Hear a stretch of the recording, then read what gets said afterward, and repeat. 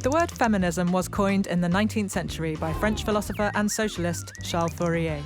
But while feminists all seek equality between the sexes across political, social, and cultural spheres, there is no one type of feminism.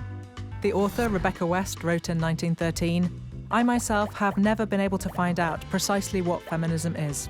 I only know that people call me a feminist whenever I express sentiments that differentiate me from a doormat." The first wave of feminists fought for women to be able to vote and own property. Until these gains were made, largely in the late 19th and early 20th centuries, women often needed male guardians to transact business on their behalf, which was particularly galling if your guardian was an idiot.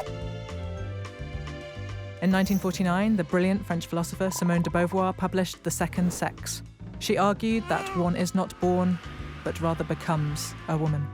This was good news for those who felt constrained by the expectation that women should be quiet and nice.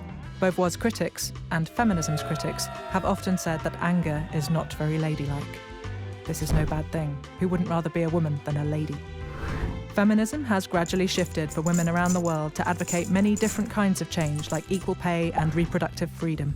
Most recently, social media has become a crucial tool for raising awareness and encouraging debate. Feminist campaigns to combat female genital mutilation, to acknowledge the contributions made by women in the past, and to speak out against sexual abuse in all its forms have filtered into mainstream cultural discourse. At the end of 2017, Time magazine named women who had broken their silence on sexual assault as its Person of the Year. There is still a long way to go before men and women have full equality all over the world, and resistance to this idea has not disappeared.